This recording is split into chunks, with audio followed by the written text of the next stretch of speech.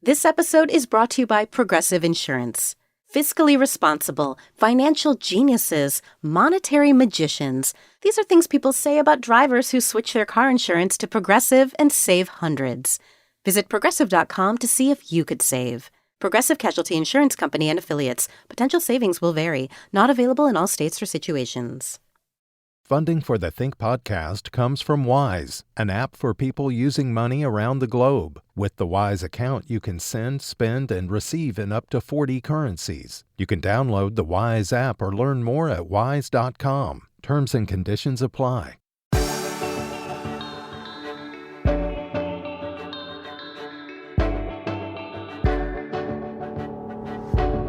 The U.S. federal government manages something like 640 million acres of land, concentrated mostly across sparsely populated areas of western states. Everybody loves the national parks, but places that are not as obviously striking as Yosemite or Glacier or the Grand Canyon, some people want them sold to the highest bidder for mining, drilling, or logging. From KERA in Dallas, this is Think. I'm Chris Boyd. Such a sell-off provision was pulled out of the text of the Big Beautiful Bill before it passed, but there will likely be more attempts, especially given President Trump's conviction that we could use federal land to build affordable housing. Before that happens, my guest wants us to consider what all of us might lose if large amounts of public land fall under the control of private developers. Kyle Manley is a postdoctoral researcher at the University of Colorado Boulder's Earth Lab. His article for Scientific American is titled "The True Worth of America's Public Lands." Kyle, welcome to Think. Hi, thanks for having me. The provision that was ultimately removed from the Big Beautiful Bill before it was passed was proposed by Senator Mike Lee of Utah. I find this interesting because 64% of the land area in Utah is federally owned. Do you see any significance there? Yeah, I think it's part of this big push since the 70s, actually, with the Sagebrush Rebellion to take over these federal lands, as a lot of people see it as overreach, but largely it's also just seen as an opportunity to create more profit for corporations. A lot of states have been trying since the 70s to overtake these lands and sell them for profit. And Utah being a large piece of that, Nevada being a big player there too. I think a big piece of that is how much of the federal land is within those states. Yeah. What was the Sagebrush Rebellion exactly? Yeah, it started as a large part and due to both what's called FLTMA, the Federal Land Policy Management Act, as well as some other acts like the Wilderness Act that sort of tried to protect our federal lands a bit more from extraction use. And it was this led a lot by the state policy managers that wanted to wrest control, as again, they saw it as federal overreach. And so there was this big push kind of backed by President Ronald Reagan during his time to take control from the federal managers for the states. But that sort of has quieted down since the 70s, and with more recently has been an issue again with the Bundys sort of taking control of some lands in Oregon, as well as these Congress people who are more in support nowadays, as well as the executive branch. Yeah, I think starting in 2016, the GOP platform called for the federal government to transfer control of much of its land to the governments of the states where that land is located. I think you've touched on a couple of these, but what is the general rationale for that? There's been a lot of arguments made. More recently, of course, with Mike Lee's bill, the argument was that we are in this housing crisis currently, and supposedly that housing crisis is due to a shortage of land. I don't think there's much evidence of that, but using that as the argument for federal land sales, and the stipulation in his bill was that we would use those lands to actually develop, although that stipulation expired after 10 years. But again, we don't really know if these lands are developable in the first place. And so there's been a lot of arguments made, both in terms of the housing crisis there's been arguments made that there's actually legal arguments that states technically own these lands. That those have all been sort of X'd by the judges that have been looking over these cases. So there's different arguments being made, and none have really held up so far.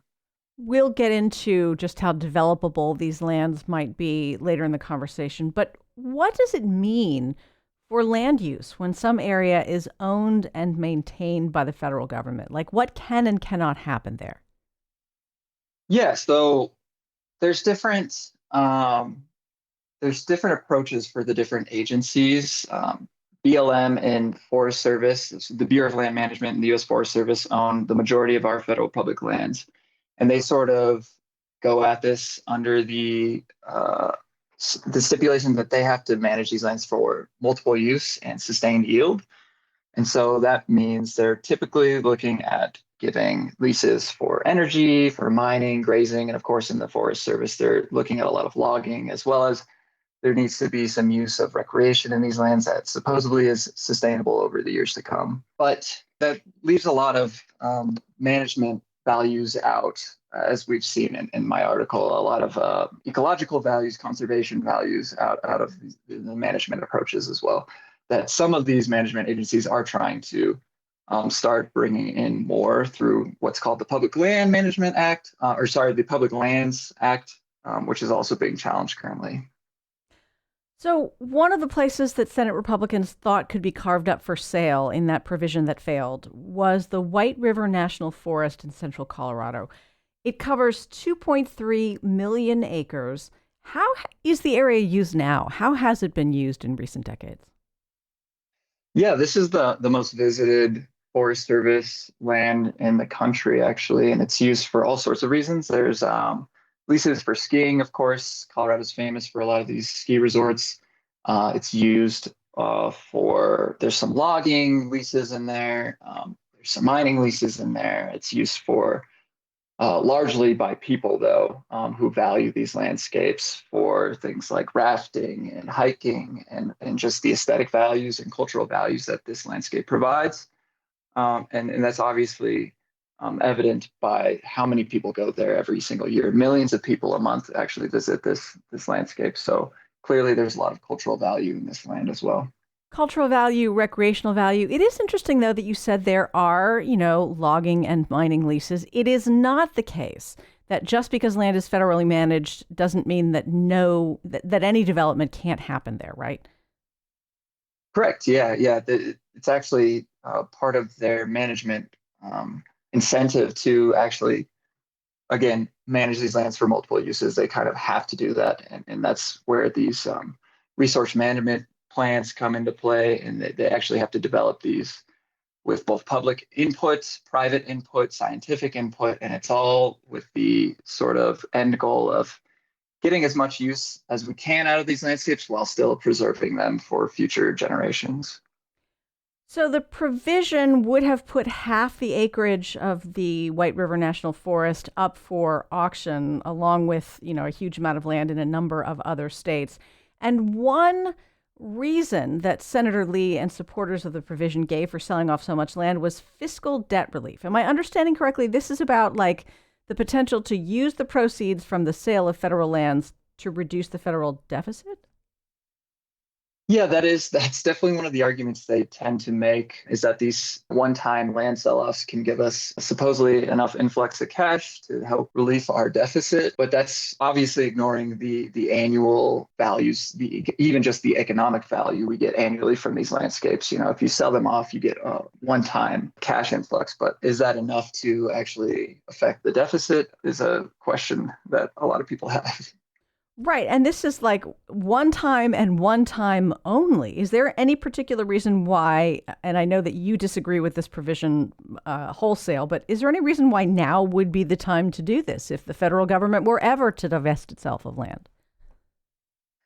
Well, the argument that Mike Lee was making was that there's, in the OBBB, the One Big Beautiful Bill, there were a lot of tax breaks that we know majority of these tax breaks went to benefits to the highly wealthy people of this nation. But but the argument was that to pay for these tax breaks that are supposedly helping all Americans, we can sell off a few million acres of our public lands, and that'll help with your taxes somehow. I think that's the argument they were making.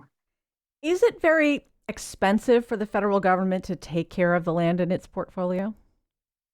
It's tens of billions of dollars is their current budget, but in the large picture here, it's a very small percentage of our national budget. And when we look at sort of the benefits we receive versus those very minimal costs compared to how much land they're actually managing, it's not very comparable. The ratio is massive of the cost versus the benefits. We gain so much benefit from these lands for managers that a lot of us who work with managers and who work in the management agencies are currently underfunded, actually. Project 2025 laid out some ideas for changing the way the federal government handles land. One suggestion was to roll back U.S. participation in the 30 by 30 initiative of the Kunming-Montreal Global Biodiversity Framework. That is a lot of words, a lot of syllables. What did that initiative aim to do, 30 by 30? Yeah, 30 by 30 is this global initiative to conserve 30% of Earth's lands and waters by 2030. And the idea is, again, a lot of that is driven by this ecosystem service idea, also by sort of the ideas that have traditionally driven conservation, which is the intrinsic value of nature, and that nature has its own value in and of itself, and that we should be keeping human influence out of this as much as we can. And so, of course, there's a big attack on conservation right now, on climate action, and this 30 by 30 initiative was a big piece of trying to protect a lot of America's lands as well. And so we're no longer a part of that initiative. So President Trump essentially already delivered on that rollback. The U.S. is not committed to that.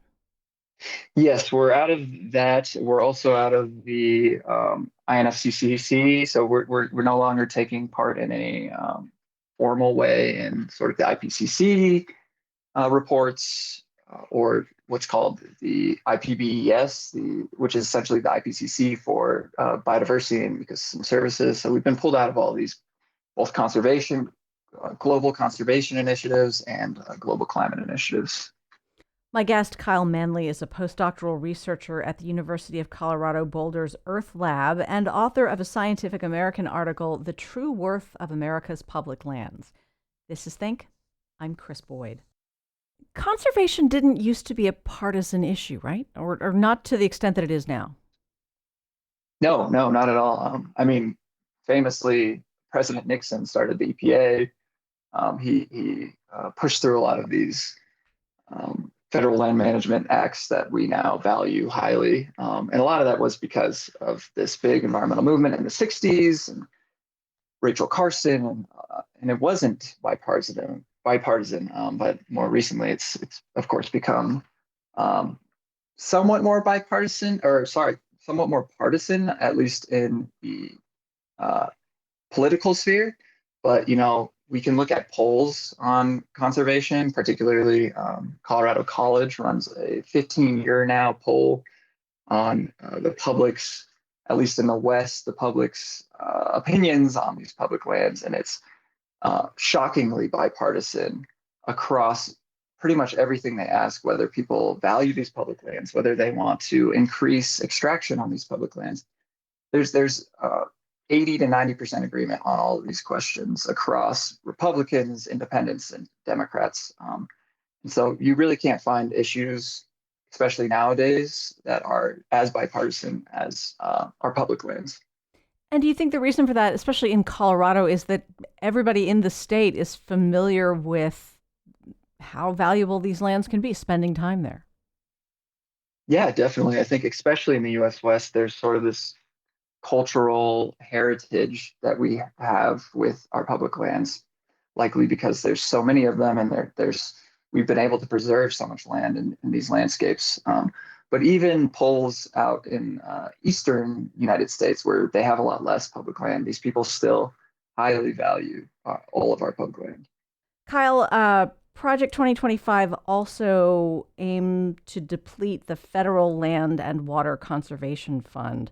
What has that fund spent its money on since it was established in the mid 1960s? Yeah, that fund's used to acquire more lands through easements and trusts and things like that to actually just keep protected. Um, in terms of both, there's still some extractive use on these lands that's stipulated sometimes, but just federally managed lands that are kept in public hands, and so that fund is used to acquire more of those lands. And actually, a lot of times, historically, it was used to help us with our 30 by 30 goals, but no longer for 30 by 30. Well, the Antiquities Act of 1906 is also a target of Project 2025. What power did the Antiquities Act give to presidents? Yeah, it allows the executive branch to protect lands of, say, cultural value or some natural value um, from extractive uses. So, like you have Bears Ears National Monument in Utah, that's a big target right now because it was protected further under the Antiquities Act. But there's a lot of minerals out there and oil and gas out there, and so it's being targeted for extractive use again. But it will stay public land technically, but the Antiquities Act allows us to increase protection from extractive use. So, the Department of Justice, if I understand correctly, under President Trump has asserted that the Antiquities Act also gives presidents power in the other direction, right? To revoke designations of particular bits of land as national monuments. Yeah, that has been the more recent decision is that we can now revoke these, and so there's now national monuments under review, like the Bears Ears, as I just mentioned, and likely a larger set in the future. And this is happening in a pretty systematic way, right? The Department of the Interior has been ordered to start reviewing national monuments and seeing which ones might be able to lose their status. Yeah, absolutely. It's a very systematic approach to reviewing all of these things for more extractive use, and it's part of this larger push to increase extraction. I think that the public land sell-off clearly failed, and so they're trying different routes to essentially do the same thing, get more privatization of these lands through leases. And I'd be remiss not to mention the Congressional Review Act, which is what I think is the scariest use right now to sort of help private industry into our public lands. And so, if I can quickly describe that, that's this little known law passed in the 90s to sort of help with federal overreach for small businesses, but it was recently used, and what it allows Congress to do is review rules, and they can either revoke those rules or push those rules through. The CRA historically was never used to sort of assess the resource management plans of our federal managers like the BLM or the U.S. Forest Service. These are plans that are created by each unit essentially to over years of public input, of scientific input, of the managers that have worked there for decades, of the indigenous folks who have lived there for centuries. And everyone has input on these management plans to sort of be the law of the land of how these units are managed, what kind of leases they can give out, what kind of uses we're going to use these lands for. That was sort of an internal process, but now Congress is starting to use this little known rule, the Congressional Review Act, to force public land managers to now push their management review plans through Congress. So essentially saying that a simple majority vote on a management plan now from Congress could take decades of planning away from these managers. And so they've used that in a few areas right now. And it's a bit scary thinking that now Congress essentially has full control of exactly how we manage these lands, even more than the managers themselves do. Okay, this land sale provision did not pass, but you are writing about it and analyzing it because you think it could be likely revived in some form in the near future. Would have made more than 250 million acres of federal land eligible for sale and would have required selling 2 to 3 million acres within 5 years. What were the rules around who could buy this land? There really weren't a lot of specific rules. One of the specific rules was that it had to be used for quote unquote development, but that stipulation expired over 10 years. There was no requirement that they actually develop within those 10 years. It was just that you say you're going to use this land for development, particularly for affordable housing. But there was no requirement that the housing be affordable. So it was a lot of language being used, but there weren't really a lot of requirements. So, if in fact it was used for housing, and we'll get to why you think that's not likely, it could have just been used to make like multi-million-dollar chalets for very wealthy people. Yeah, certainly, and that's likely what it would have been used for, given that it's not very easy to develop in essentially all of these landscapes in any affordable fashion. So all of these, if they actually got developed into housing, none of it essentially would have been affordable. All right, people who live in large cities in this country are well familiar with how expensive housing has become, how hard it is for first-time buyers to get into the market. You're not convinced selling off a bunch of public land, even if it was used by developers, would be a real solution. So I want to talk through that. For one thing, the vast majority of federally owned land in this country is concentrated in western states. Like if we were to draw a crooked line, it would basically be New Mexico, Colorado, Wyoming, and Montana, and the states to the west of those, including Alaska. Pretty sparsely populated areas, right? Yeah. A lot of this land is in very sparsely populated regions. It's very far from any sort of developed area, much less a large city. Yeah. And even you were taken, like you expected it to be far away, but when you actually ran the numbers, like how much of it is not even within 6 hours of a city where somebody might presumably have a job? Yeah, over 55% is more than 6 hours from the nearest city, which is, extremely remote. A lot of this land is in Alaska as well, sparsely populated region. Nowhere really realistic for developing any sort of public housing. Okay, so let's just imagine for the sake of argument that we build an amazing, densely populated area for people who all can work remotely and jobs are not a problem. There's this issue of wildfire risk. What did you learn about that? Yeah, I mean, I also do work in wildfires, and I think a lot of us know there's a massive wildfire issue right now, particularly in our public lands. And so we looked at the actual wildfire risk of these landscapes, and I mean, it was massive. Only 0.3% of the acreage proposed for sale was low fire risk and under a 30-minute commute to any sort of urban area. So, and 81% of that small percentage was in Alaska, where I don't think there's much, where there's really a lack of land for developing in the first place. Talk a little bit about why the wildfire risk is perhaps higher now than it ever has been in the history of this country. Yeah, there's a sort of confluence of issues here. One being the full suppression strategy over centuries in these landscapes that evolved with fire. A lot of these ecosystems require fire to continue functioning the ways they have had for millennia. But we've historically suppressed every fire. We run under this sort of management goal of full suppression of all fires that occur, even if they're far away from people, even if they're not risky for anyone or any assets at all.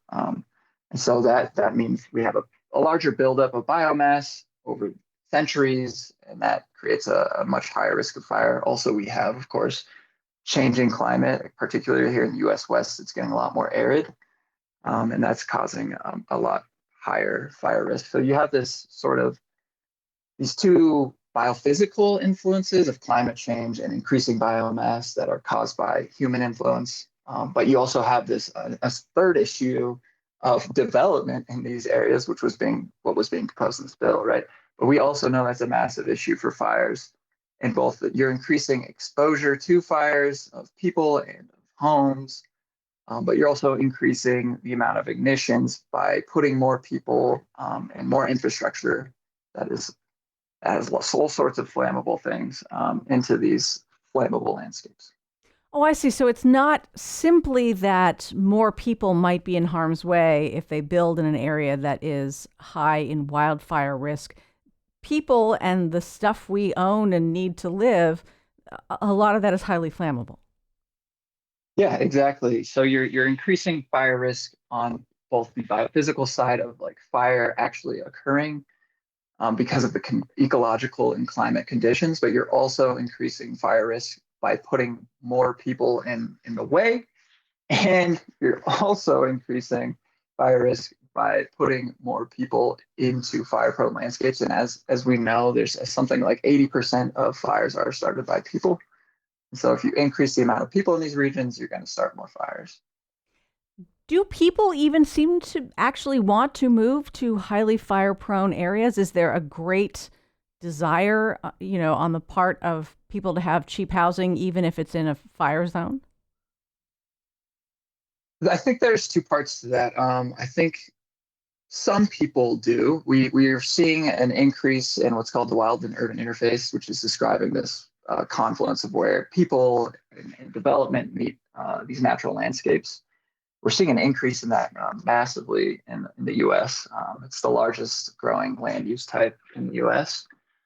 So it tells us that people do want to live in these fire-prone lands largely because there's a lot of aesthetic value in these regions, and a lot of people like to get away from sort of the hustle and bustle of urban areas. But those people tend to be much higher on our socioeconomic ladder, right? There's not a lot of affordable housing options in these regions, and certainly a lot of people who are suffering from the housing crisis are not the people who are moving to these areas, particularly that are abut public lands, because we know that also increases housing values. All right, Kyle, land that is very far away from cities of any size and vulnerable to fire damage if anything were to be built on it might sound to some people like wasteland, land that is not doing anybody any good just sitting there anyway. You brought up this term earlier, and I want to talk more about it. You said that this protected land provides essential ecosystem services to this country. What does that mean? Yeah, so ecosystems just functioning and existing um, provide all sorts of benefits to humans individually and as a society as a whole. We have sort of benefited and undergirded our societies on ecological functions. And historically, people have seen that sort of as these raw materials we extract. And that's the sort of the most obvious ecosystem service. But there's all sorts of benefits we receive from these ecosystems. How does something like a grass and herbaceous landscape, like places where wild grasses grow, how does that contribute to pollination? Yeah, so these are habitats for all sorts of diverse biodiversity, including a lot of our pollinator species who require intact functioning ecosystems to exist within these landscapes, right? And when we have pollinator species that have habitat in these regions, they also can pollinate our food crops nearby for free, for no cost of any food producers or any subsidies from the general public. So talk us through, without too much complicated math, how you tried to calculate the cash value of pollination that currently just happens due to federal protections on this land. Yeah, so there's one relatively simplistic approach for calculating these values. It's called benefit transfer. And so there's thousands of studies that exist on all sorts of different ecological landscapes of how these different ecosystem services actually benefit people. And a lot of people put monetary value on these. And so one simple way to do it is take the average value of a certain ecosystem, like you were talking about grassland herbaceous, or say our forest ecosystems, take the average value of these different services and apply it to another landscape. And if there weren't, that nearby wild land, are we assuming that, species like bees wouldn't be around to perform that pollination, or is this about the wind flow? How does that work exactly? Yeah, it's more about what's called this like supporting service. So this is habitat for biodiversity. So without habitat for these pollinator species, they just likely won't exist in the same form they exist now. And that's the form that we've sort of adapted our farming systems under. And so if you lose pollinator species, if you lose pollinator habitat, then you lose pollinator species. And if you lose pollinator species, then you're losing the capacity for us to produce crops. That pollination value also, I'll say, is undergirding sort of the pollination of our different flora in these public lands as well. So it's not just about food crops, it's also about this supporting service that is the foundation for our ecosystems in the first place. Let's talk about genetic biodiversity on these protected ecosystems. What does genetic biodiversity even mean? Yeah, it's just sort of the diversity and species essentially within our public lands.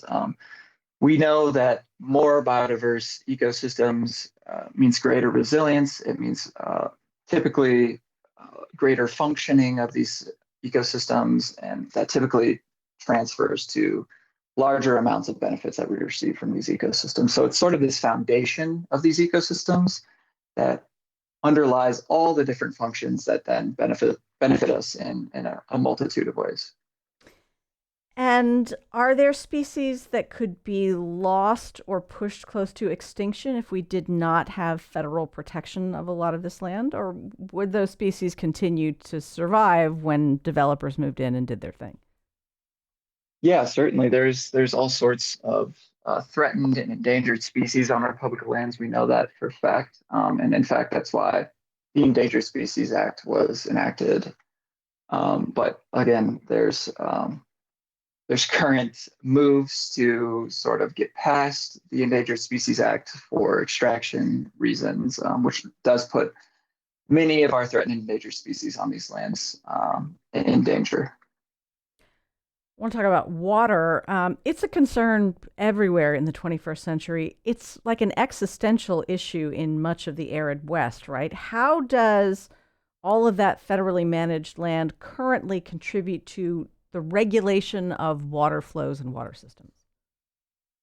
Yeah, I mean, there's the first very obvious way in which just providing a lot of our water, particularly in the West, a lot of these public lands are at high elevation. A lot of them contain mountains, and a lot of our Western states rely on these snow-fed watersheds. That snow's typically coming from our Rocky Mountains here, at least in Colorado, and the Cascades and Oregon and so on.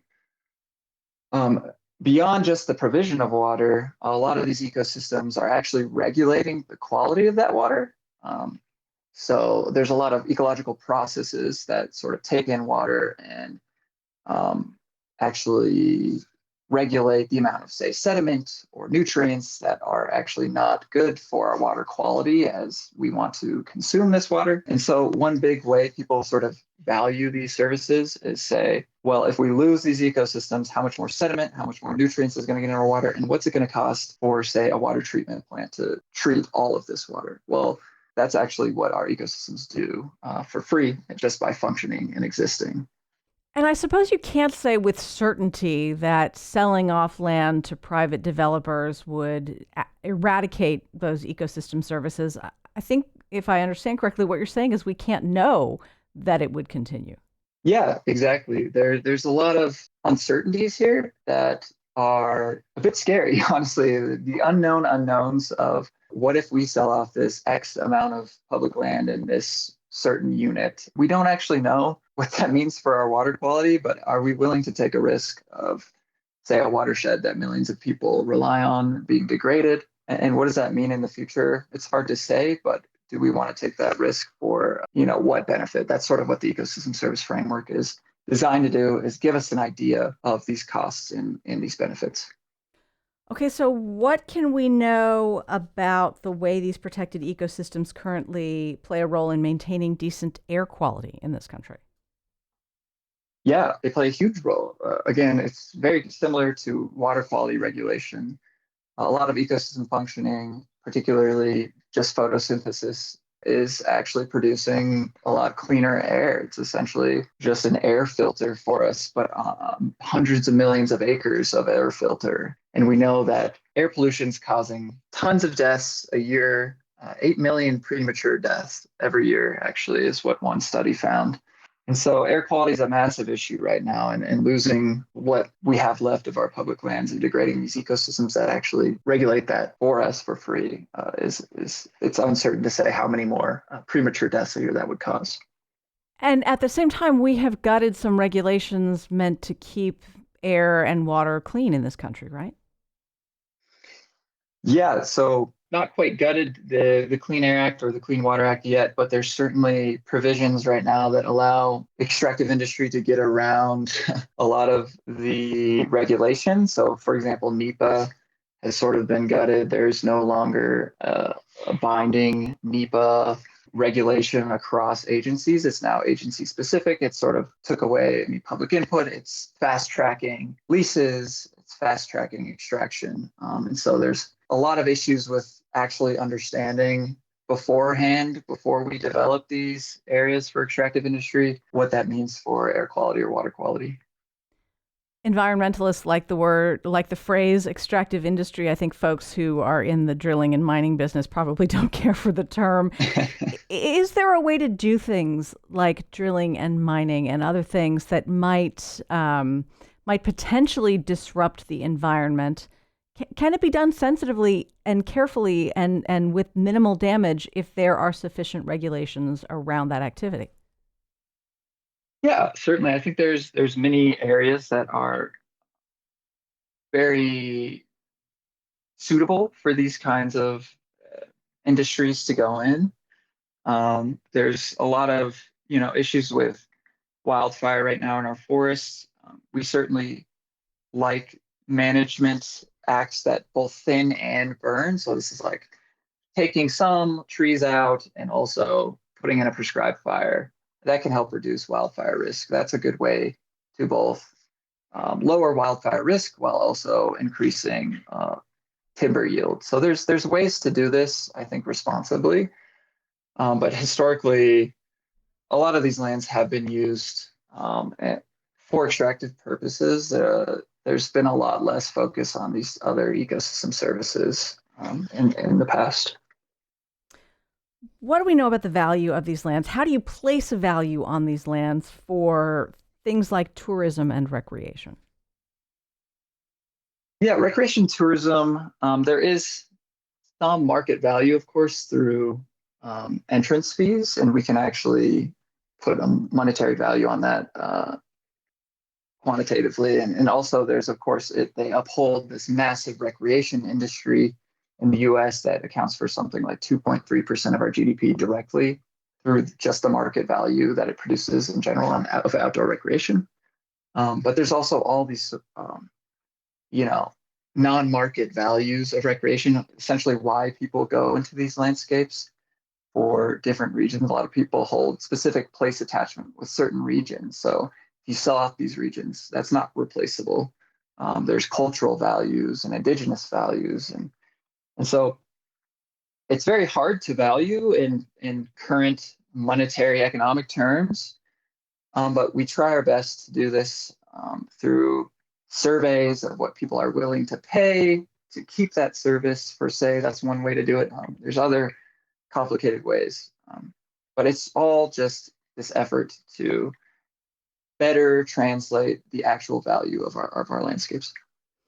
I mean, square yard for square yard, I'm sure, the Disney properties take in a lot more money per visitor. Um, but there's a certain, like when you write about aesthetic value, is the problem that some people can only conceive of having fun if there's like a zip line and a water slide and a roller rink, and other people can find fun and enjoyment in places that are a lot more rugged? Um, I don't know if I would say that. I'd say it's a lot easier to sort of put a market value on like slides and all those sorts of things. Like it's a lot easier to charge people a lot of money to go into Disneyland. Um, Whereas it's a lot harder to apply the current economic system to all sorts of diverse values that exist in our public lands, right? And it's not even just people who like these sort of rugged wilderness areas. There's all sorts of public lands that are attractive to people who just want to spend the day in the park or something. People, all sorts of different people across the US largely value these landscapes for their own reasons. And I just think it's hard to put an actual economic value, but when we do, I think it's pointing out the failures of the market to account for a lot of value that actually underpins real human well-being. So, how did you come up with the figure of $25 billion a year in aesthetic value of federal lands? Yeah, so there's all sorts of studies on the monetary value of aesthetic appreciation, and so I don't know how deep I want to get into the methods, but there's ways to sort of survey people on what they're willing to pay. There's sort of other ways like valuing, looking at how, say, housing values go up in these landscapes near public lands. A lot of that has to do with the aesthetics, the views that these houses get.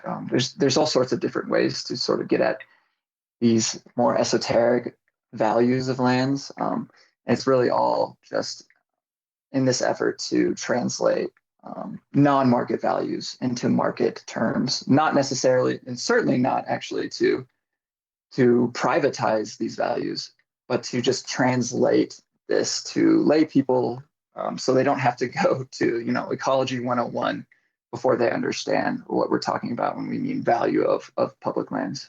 Kyle, if Congress ever does move to auction off significant amounts of federal land to private ownership, what are the restrictions on what developers could do with what they buy? Once they own it, is it carte blanche?